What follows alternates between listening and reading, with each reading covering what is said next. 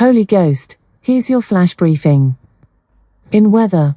Currently, in London it's 11 degrees Celsius with cloudy skies. Today, you can expect rainy weather, with a high of 14 degrees and a low of 11 degrees. From BBC World Service. Hello, this is Danielle Yałowiecka with the BBC News. The number of deaths caused by COVID-19 in the United States has now exceeded 700,000, according to Johns Hopkins University in Maryland. The figure, equivalent to the entire population of Washington, D.C., is the highest of any country in the world. Mark Lebel reports. The US accounts for 1 in 7 COVID deaths globally and the most worldwide. Despite an effective vaccine rollout, the virus is spreading rapidly, with the Delta variant dominant. Recent deaths have been concentrated in the South, in Florida, Mississippi, Louisiana and Arkansas, affecting more younger people than before. 40% of the 100,000 people who died most recently were under 65. The vast majority were unvaccinated. One medical historian called the losses absolutely needless, as jabs are widely available. President Joe Biden has made a surprise visit to the US Congress a day after it delayed a crucial vote on his $1.2 trillion infrastructure plan. Liberal House Democrats say they'll not vote for the infrastructure proposals unless Congress also approves a separate multi-trillion-dollar bill on climate change and social welfare. Here's David Willis. What the president has done, I think, with his pep talk to party members today is say basically, we don't need to rush on this, but we do need to find a way of resolving our differences so that we can pass these pieces of legislation in tandem. So that means no vote in the House until agreement has been reached to get the social spending bill through the Senate. Some moderate Democrats believe the price tag for that bill is way too high at $3.5 trillion. They're reluctant to sign off on anything larger than $1.5 trillion. The White House has mooted a compromise of something between 1.8 and 2.2 trillion. So the talking continues. International charities have accused the British Finance Minister Rishi Sunak of attempting to mount what they described as a stealth raid on UK foreign aid spending at his financial review later this month. Some aid groups say he's apparently planning to use what they call accounting tricks to redesignate written-off foreign debt and COVID vaccine donations as overseas development assistance. This means the British Foreign Office would have billions less to spend on humanitarian and development aid. Taiwan has sharply criticised China after an unprecedented number of Chinese military aircraft crossed into the island's air defence zone. Taiwan's premier said China has been wantonly engaged in military aggression, damaging regional peace. The Taiwan Defence Ministry said earlier that 22 aircraft, including fighter jets, nuclear-capable bombers and an anti-submarine plane, had entered the zone on Friday. World News from the BBC.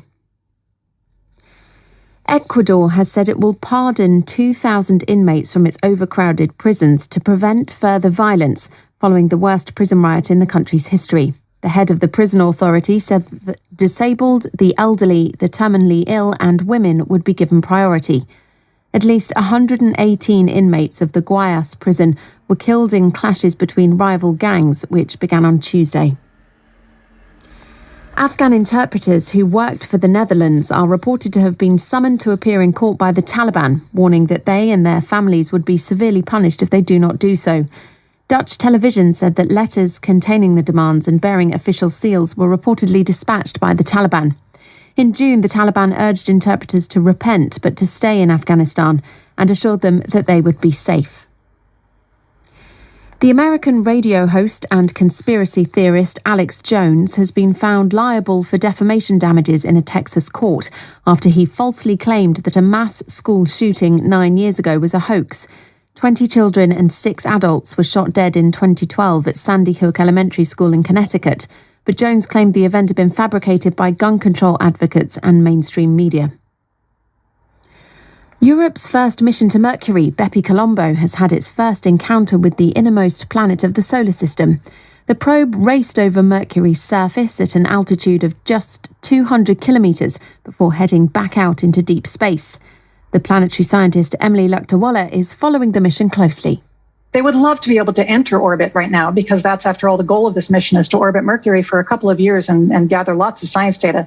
But it's very difficult to enter orbit at Mercury. It's a very small planet, and the gargantuan gravity of the sun is very close by. So they'll have to fly past it a total of 5 times before finally entering orbit in 2025. BBC News. From BBC News. You're watching BBC News, the latest headlines. Provisional clinical trials of a new experimental drug for severe COVID suggest it cuts the risk of hospitalisation or death by about half. If authorised by regulators, the new drug, which is a pill, would be the first oral antiviral medication for COVID-19. After the murder of Sarah Everard, the British Prime Minister has urged the public to trust the police, despite the revelation that her killer was a serving officer. Boris Johnson said the government was examining how cases of violence against women are handled. And the volcano that's been erupting for over a week on the Spanish island of La Palma is spewing out 2 new streams of lava, threatening further destruction and forcing thousands more to flee. Hundreds of buildings have already been damaged.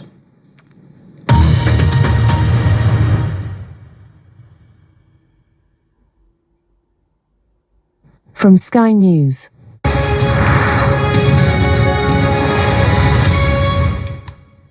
Good afternoon, all that to come, but first, the Transport Secretary has insisted the government is seeing the first signs of stabilisation in the UK's fuel supply. This comes as the Army has been put on standby to help deal with the crisis, which has seen petrol stations run dry across the country. It was all sparked by a shortage of fuel lorry drivers and made worse by days of panic buying by motorists. Let's get an update on the current situation. Our correspondent Charlotte Lomas is here and been looking at things up and down the country and the various parties involved, their latest responses. What can you tell us, Charlotte? Well, the situation is improving, but we're still seeing queues across the country and some petrol stations remain closed. The Transport Secretary, Grant Shapps, says the situation is beginning to stabilise. And he says the Army are familiarising themselves with fuel distribution in the event they're needed to step in. Well, we've certainly brought in a lot of different measures. The Army coming in to familiarise themselves with the distribution is the 18th separate measure we've taken. And of course, a lot of petrol's now being transferred into people's cars. And there are now the first very tentative signs of stabilisation in the forecourt storage, which won't be reflected in the queues as yet. But it's the first time we've seen more petrol in the petrol stations itself. I think, as the industry said yesterday, the sooner we can all return to our normal buying habits, the sooner the situation will return to normal. Let's take a look now at some of the latest figures that we have for you. BP has said as of last night about a third of its stations, that's around 400, were out of fuel. And the Environment Secretary George Eustice told Sky News that as of yesterday, demand was 20% higher than average. That's down from about 50% higher on Saturday. And in the last hour, the Petrol Retailers Association said there is still a problem. The extreme demand levels witnessed over the weekend have eased somewhat. There are still demand levels well above the norm. As a result, many of our members have sites dry, and many of the big groups are down to about 50% of their sites being dry. So there is still a problem out there. There is still a bit of panic buying. There's still queuing. But we are hopeful that we are seeing the first signs of a move towards equilibrium later in the week. Well, we can show you now some of those queues here at petrol stations around the country. This one here was a scene at one forecourt in Bedford this afternoon. But we have seen tankers leaving the Kingsbury oil terminal in Tamworth in the West Midlands, so petrol is on its way to some of the forecourts. Meanwhile, the government's confirmed that the military has been put on standby to help with the supply shortage if needed. Up to 150 military tanker drivers are being trained to deliver to forecourts in case they need to be deployed. So how is this crisis impacting critical frontline workers? Well, there are growing calls from unions and professional bodies for key workers to be allowed priority access to fuel supplies. The teaching union, the NASUWT, says its members should be included to minimise disruption to schools. And the British Medical Association told Sky News a little earlier that essential services could be hit if staff are unable to work. Like many others, if I need fuel, then I can't be waiting 2 or 3 hours because I've got patients who are very unwell to see, and many other colleagues who work in the community will feel the same way. And as I said, we've had no information at all. Nothing has been told to us by the senior managers, by the politicians, to the health and social care workers, and that's just not right. We want to get on with our job. But we can't do that if we haven't got the transport to do it. And as I say, so much work goes on in the community to help our patients that we need action immediately. We need urgent action today from the government. Now, they designate a local fuel station for priority critical workers. That's one solution, but we've heard nothing at all. And I hope the government act today on this. In the meantime, a number of local councils are looking to take matters into their own hands to allow key workers priority access to the pumps. Surrey Council saying that social workers may be given a card which enables them to access those supplies. So what are the fuel companies telling us? 10 companies, including BP and Shell, have said in a statement that as many cars are now holding more fuel than usual, we expect that demand will return to its normal levels in the coming days. That's easing pressures on fuel station forecourts. We've also been hearing from the RAC, who say since Friday, we've seen a sharp increase in the number of our members who've been broken down as a result of running out of fuel. On Monday alone, we attended twice as many drivers in a single day for this problem than we would normally see over a whole week.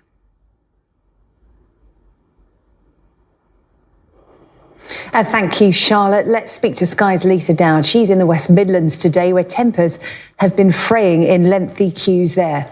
Here is your sports update. In football, this past Wednesday in the UEFA Champions League, Benfica beat Barcelona 3-0. Barcelona will face off against Atletico Madrid tonight at 8 p.m. in La Liga. This past Wednesday in the UEFA Champions League, FC Bayern beat Dynamo Kiev 5-0. FC Bayern will face off against Eintracht Frankfurt tomorrow afternoon at 4:30 p.m. in the Bundesliga. This past Wednesday in the UEFA Champions League, Juventus beat Chelsea 1-0. Chelsea will play Southampton this afternoon at 3 p.m. in the English Premier League. This past Wednesday in the UEFA Champions League, Manchester United beat Villarreal 2-1. Manchester United will play Everton this afternoon at 12:30 p.m. in the English Premier League.